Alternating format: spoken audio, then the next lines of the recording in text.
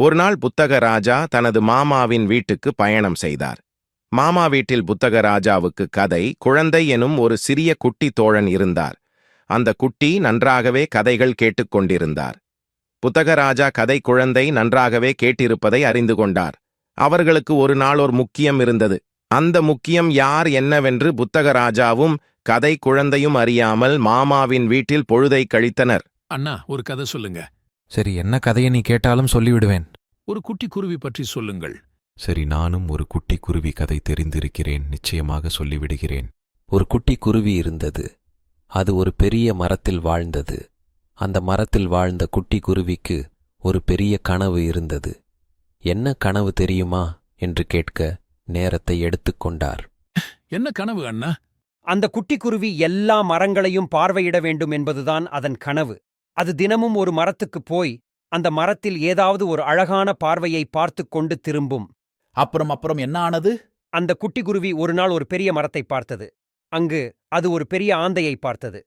அப்போது குட்டிக்குருவி ஐயோ ஐயோ என பயந்து ஓடியது. அந்த ஆந்தை என்ன செய்தது?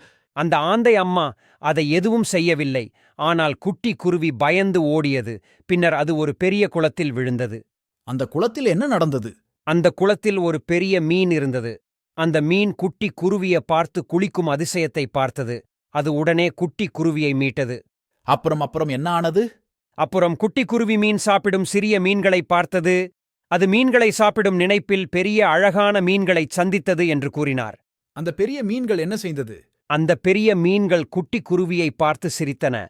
அவை குட்டி குருவியை அப்புறப்படுத்திக் கொண்டு சென்றன. அப்புறம் என்ன ஆனது? அந்த பெரிய மீன்கள் குட்டி குருவியை மறைத்துவிட்டு சிரித்தன. பின்னர் குட்டி குருவி விழித்து பார்த்தது. அதற்குப் பிறகு குட்டி குருவி அந்த மரத்தை விட்டு தூரமாக ஓடிவிட்டது. அப்புறம் என்ன ஆனது? அப்புறம் குட்டி குருவி அந்த பயத்தை ஒழித்துக் கொண்டு இனிமேல் குளத்தில் விளையாடுவது சாப்பிடுவது போலில்லாமல் மற்ற மரங்களில் இருக்க முடிவு செய்தது. அப்புறம் குட்டி குருவி அந்த மரத்தில் சுகமாக வாழ்ந்தது. அது தினமும் பழமையான கதைகளைச் சொன்னது. மற்ற குட்டிகள் அதை கேட்டு மகிழ்ந்தனர். மருமகன் மாமாவுக்கு புத்தக ராஜா நகைச்சுவை மிக்க கதையைச் சொல்லி முடித்தார். கதை குழந்தை தன்னுடைய சிரிப்புடன் கதையை முடித்தார்.